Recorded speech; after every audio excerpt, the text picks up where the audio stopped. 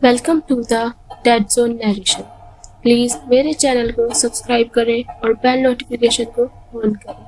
आप सबने भी जिंदगी में कभी न कभी एक डरावना सपना जरूर देखा हो। अगर हाँ, तो ये कहानी एक भयानक सपने की ही है। यदि तुम सपने में कोई प्रेत देखते हो तो समझ लो कि कोई प्रेत तुम्हारे आसपास ही है।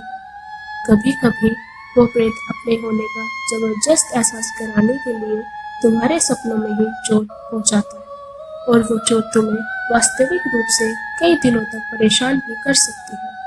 वीडियो चैनल का उद्देश्य लगातार बोल रहा था। अदिति बोली, क्या बकवास सुन रहे हो ये तुम? ये वीडियो चैनल दिन रात यही सब बकवास करते रहते हैं, कुछ अच्छी बातें भी सुन लिया करो। अदिति ने सिड को समझाते हुए कहा। सिड बोला, सही कह रही हो अदिति तुम।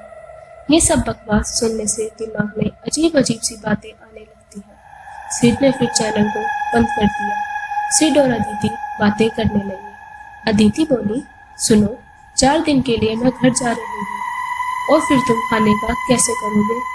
सिड ने सोचा, लेकिन अदिति एकदम बोल पड़ी, तुम्हें ठीक लगे तो घर ही आ जाया करना, वरना खाना भिजवा दिया करूंगी। सिड ने कहा, अरे यार, मेरे खाने की चिंता तुम मत करो, कुछ ना कुछ हो जाएगा। और हाँ, स्विगी जिंदाबाद है तो बस वहीं से ऑर्डर कर लिया करूंगा, बस तुम टेंशन फ्री होकर घर जाओ। लेकिन अदिति नहीं मानी। फिर सिड ने कहा, जैसा तुम्हें अच्छा लगे। अदिति जल्दी से बोली, ठीक है, मैं तुम्हारा खाना तैयार रखा करूंगी, और हाँ, याद से आकर खा लिया करना, वरना पैक कर दिया करूंगी।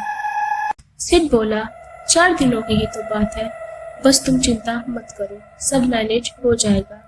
अगले दिन घर में चारों ओर सन्नाटा था। अंधेरा देखकर सिड का खाने का मन नहीं किया, लेकिन अदिति की जिद की वजह से उसे अदिति के घर 10 किलोमीटर दूर अपने ससुराल में जाना पड़ा।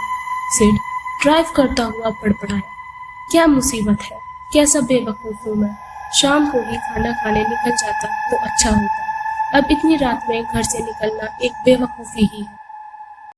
सर्दी का सीजन होने की वजह से मेन रोड लगभग जाम थी। इसी वजह से सिड ने बाईपास से ड्राइव लेकर ससुराल जाने की सोची थी, लेकिन अब चारों ओर अंधेरे की वजह से उसे चिड़चिड़ाहट सी हो रही थी। तभी सामने रास्ते में एक बड़ा सा पेड़ का तना पड़ा देखा और सिड की चिड़चिड़ाहट और ज्यादा बढ़ गई। सिड ने कार रोककर तना हटाने का निर्णय लिया और कार रोक दी। वो तना काफी भारी था। जैसे ही उसने वो तना हटाया, सामने एक काले कपड़े पहने अंधेरे में अंधेरे का हिस्सा बना वो छलावा उसके सामने आ गया। उसका असली रूप देखकर सिड थोड़ा घबराया और पीछे हटा।